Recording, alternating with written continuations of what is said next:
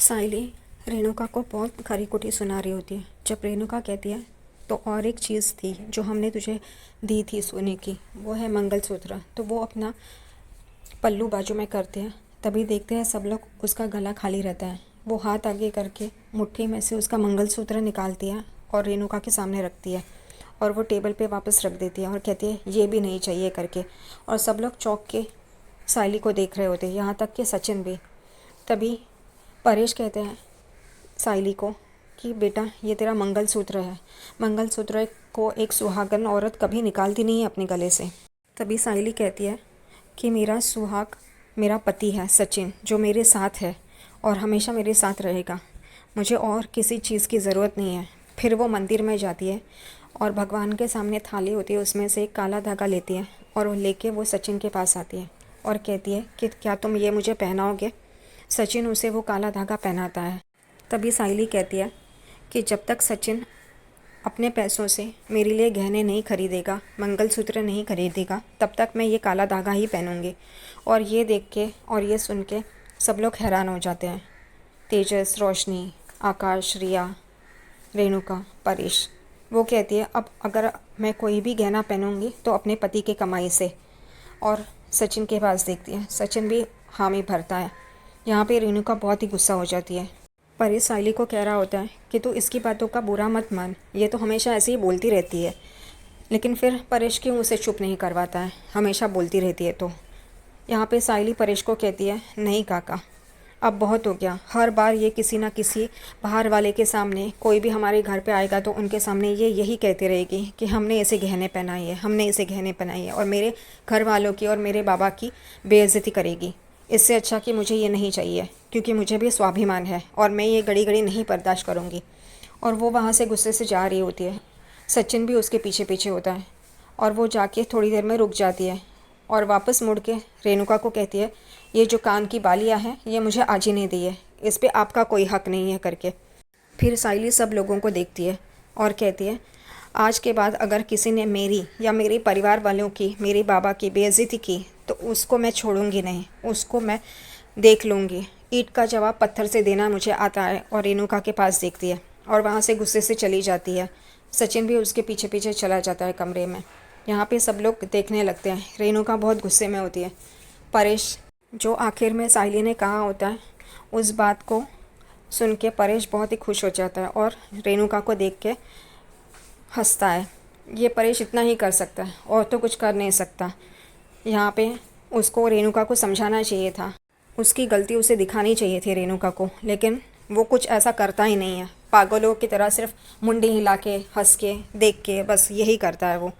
यहाँ पे कमरे में साइली रो रही होती है। तभी सचिन उसे कहता है मैं हूँ तुम्हारे साथ और रोना नहीं। वो सचिन के गले लग जाती है। सचिन उसे कहता है तूने अच्छा किया जो बाबा की बाइकों को ये सब सुनाया, मैं होता ना तो मैं भी यही करता। और रही बात गहनों की, मैं तुझे लिखे दूंगा, तूने जो भी कहा है एक एक चीज़ मैं तुझे लिखे दूंगा। वो साइली को एक डायरी देता है और साइली को कहता है इसमें वो सारी चीज़ें लिख जो तुझे चाहिए करके, गहने। वो सचिन के पास देखती है। सचिन उसके हाथ में डायरी और पेन देता है। वो लिखना शुरू कर देती है। सचिन परेशान होता है क्योंकि वैसे ही घर के कागजात उसके गाड़ी के लिए गिरवी रखे हैं। साइली ने जो गाड़ी खरीदी थी गणेश भाऊ से, उसको भी पैसे देने हैं। घर का राशन ये भी देना है। इस सब में कितने पैसे बचेंगे, इस वजह से वो परेशान होता है। वो यही सब बातें साइली से भी कर रहा होता है। साइली भी देख रही होती है, लेकिन वो कहता है कोई बात नहीं, हम लोग बचत करेंगे। साइली कहती है मैं भी काम करूँगी, मैं भी तुम्हारा हाथ बटाऊँगी। वो कहता है कोई बात नहीं, पहले हम लोग मंगलसूत्र खरीदेंगे, वो तुझे मैं इसी महीने ला के दूँगा। साइली हो बोलती है। सचिन यहाँ पे अलग अलग तरीके ढूंढ रहा होता है पैसे बचाने के और ज़्यादा से ज़्यादा पैसे कमाने के। सचिन कहता है मैं ज़्यादा सवारी लूँगा, नाइट भी मारूंगा ताकि ज़्यादा पैसे मिले करके। साइली उसे देख रही होती है। सचिन साइली को ये भी समझाता है कि अगली बार अगर तू ये ऐसा कोई चैलेंज फेंकेगी तो मुझे बता के रख, ताकि मैं भी तैयार रहूँगा करके। साइली मुंडी हिलाती है और वो कहता है कि अब तू इतना ज्वालामुखी बन के फटी है, अब तुझे पता चला जब कोई बाबा के बारे में बात करता है तब कैसा लगता है, मैं भी ऐसे ही भड़कता हूँ करके। तभी वो भी उसे देख रही होती है। अभी सचिन कहता है अब तुझे पता चलेगा मेरा दर्द और मैं क्यों इतना गुस्सा होता हूँ। साइली हाँ करती है। वहाँ से सचिन उसको कहता है मैं काम पे जा रहा हूँ और ये लिस्ट मैं अपने पास रखता हूँ करके। वो कहती है ठीक है और वो चला जाता है। यहाँ पे साइली मुस्कुरा रही होती है। रेणुका रात के वक्त गेट के बाहर होती है और सारी बातें याद कर रही होती है, कैसे साइली ने उससे बदतमीज़ी से बात की है करके। तभी वो यही कहती है, दूध में से जैसे मक्खी को निकाल के फेंकते हैं वैसे साइली और सचिन को फेंकना चाहिए करके, और मैं ये करके ही रहूँगी करके। यहाँ पे अगले दिन सुबह साइली नाश्ता बना रही होती है। वहाँ पे रेणुका आती है और उसे पूछती है क्या कर रही है तू। तभी साइली कहती है मैं नाश्ता बना रही हूँ काकू। तभी वो ऊपर देखती है रेणुका, तो लाइट और पंखे नहीं चल रहे होते हैं। वो पूछती है लाइट और पंखे नहीं चल रहे हैं क्या। तभी साइली कहती है लाइट और पंखे बंद है, इसका मतलब यही है ना कि लाइट चली गई है।